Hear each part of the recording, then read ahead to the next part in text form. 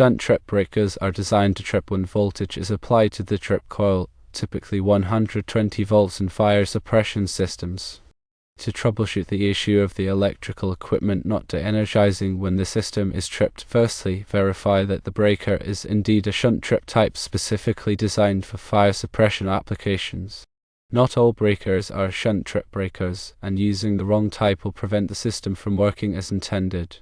Secondly, carefully check the trip coil wiring.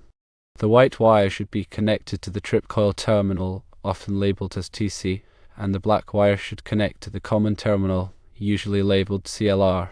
A correct wiring is a common cause of malfunction. Thirdly, try temporarily disconnecting and reconnecting the wire that returns from the system control box. This action should manually trigger the breaker to trip if the system is functioning correctly. If this doesn't happen, it indicates a problem with the breaker or its wiring. Fourthly, use a multimeter to measure the voltage across the trip coil terminals, which are the black and white wires. When the system is supposed to be tripped, there should be 120 volts present at these terminals. If there is no voltage, the trip coil itself is likely faulty and needs replacement. Now, addressing the question about the 4 wires coming out of the breaker, they serve distinct purposes. The 3 black wires are the phase conductors, also known as hot wires, for the circuit that the breaker is protecting. These wires carry the electrical load. The single white wire is the neutral conductor for the protected circuit. It provides the return path for the electrical current. In a properly grounded system, the white wire should be grounded to the neutral bus within the load center panel.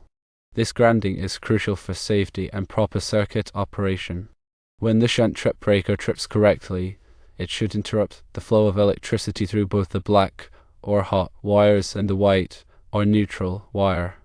Therefore, when you measure the voltage between the black and white wires after the breaker has tripped, you should read 0 volts. Any voltage present indicates that the breaker has not fully interrupted the circuit, which is a safety hazard. There are several possible reasons why the electrical equipment might not be de-energizing as required. One possibility is a faulty shunt trip breaker. The breaker itself might be defective and unable to trip when voltage is applied to the trip coil. Another potential cause is incorrect wiring of the trip coil. As mentioned earlier, ensure that the black and white wires are connected to the correct terminals. An open or damaged wire anywhere between the breaker and the system control box can also prevent the trip signal from reaching the breaker. Finally, a ground fault within the system control box or any associated equipment could cause the system to malfunction. A ground fault occurs when electrical current takes an unintended path to ground, potentially bypassing the shunt trip mechanism. To further diagnose the problem, firstly, use a multimeter to test the continuity of the wires running between the system control box and the shunt trip breaker. Ensure that there are no breaks or shorts in the wiring.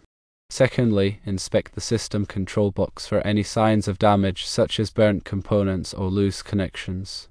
Thirdly, check the grounding connections throughout the system to ensure that they are secure and properly connected. A loose or faulty ground connection can cause a variety of electrical problems. Fourthly, if possible, use a known good shunt trip breaker to temporarily replace the existing breaker. This will help determine whether the breaker itself is the source of the problem. Fifthly, with the system de-energized and all safety precautions in place, use an insulation tester, also known as a megameter, to test the insulation resistance of the wiring and equipment. This test can help identify any hidden ground faults or insulation breakdown. Sixthly, review the system's wiring diagrams and technical documentation to ensure that the system is wired correctly and that all components are compatible. Seventhly, consult with a qualified electrician or fire suppression system technician for assistance. Troubleshooting electrical systems, especially those related to fire safety, requires specialized knowledge and experience. To reiterate the troubleshooting steps in more detail, firstly focus on confirming the breaker type. Make sure that the breaker is specifically designed as a shunt trip breaker for fire suppression. Breakers look very similar, and a standard breaker will not respond to the control system's signal. Secondly, inspect and verify the trip coil wiring. The white wire connects to the TC terminal and the black to the CLR terminal. Any deviation from this setup will prevent proper operation. Thirdly, manually trigger the breaker by disconnecting and reconnecting the control wire from the system box to the breaker. This should simulate a trip signal and cause the breaker to activate. Fourthly, with a multimeter, measure the voltage present at the trip coil terminals, specifically the black and white wires when the system should be tripping. 120 volts should be present. The absence indicates a wiring or control system fault. Fifthly, regarding the 4 wires, understand that the 3 black wires are the hot or phase conductors carrying the main electrical load. The white wire is the neutral, providing the return path. Sixthly, the white wire must be properly grounded at the neutral bus in the panel. This ground connection is essential for safety and functionality. Seventhly, when the shunt trip functions correctly, it disconnects both the black and white wires, completely cutting off power. A voltage measurement after tripping should show 0 volts between these wires. Eighthly, possible causes include a faulty breaker itself unable to trip when voltage is applied. Ninthly, incorrect wiring at the trip coil terminals can block the tripping signal. Tenthly, damage to any wire between the control box and breaker will interrupt the control signal. 11thly, a ground fault in the control box or connected devices can divert the current and prevent tripping. 12thly, check wire continuity between the control box and breaker with a multimeter to find breaks or shorts. 13thly, carefully inspect the control box for any signs of component damage or loose wiring. 14thly, examine all ground connections in the system, ensuring they are secure and properly connected. 15thly, as a diagnostic step, replace the breaker with a known working unit to rule out a faulty breaker. 16thly, perform an insulation test using a megameter on all wiring and equipment to detect hidden ground faults. 17thly, review the system's wiring diagrams and technical documents to verify correct wiring and component compatibility. 18thly, for complex problems, consult with a qualified electrician or a fire suppression system technician. Regarding the grounding and voltage measurements, in a properly grounded system, the white wire should be connected to the neutral bus inside the load center panel. This connection ensures that the neutral wire is at or near 0 volts potential with respect to ground.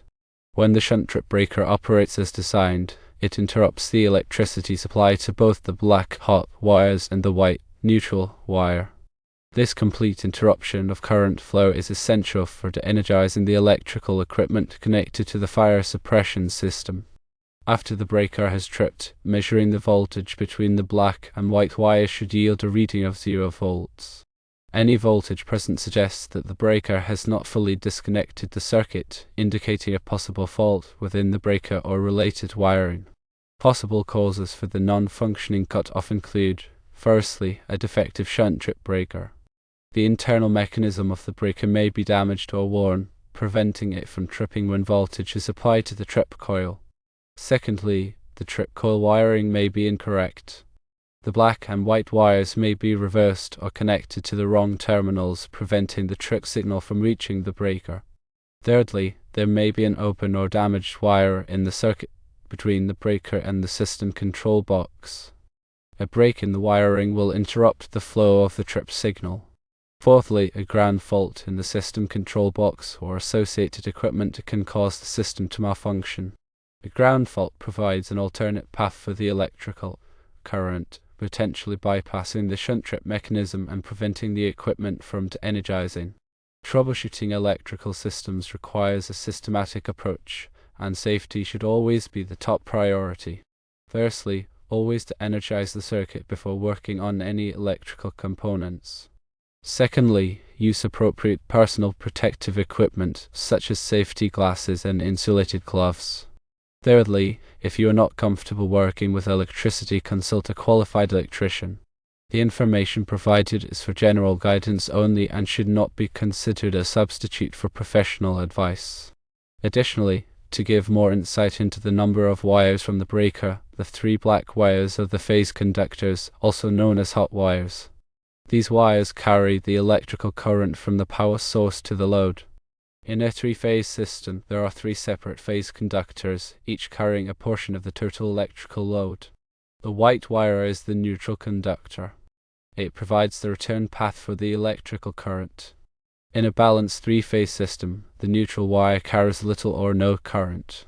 The neutral wire is typically grounded at the service entrance, which helps to stabilize the voltage and provide a path for fault current to flow back to the source. When the shunt trip breaker trips, it interrupts the flow of electricity in all three-phase conductors and the neutral conductor. This ensures that all electrical equipment connected to the circuit is completely de-energized.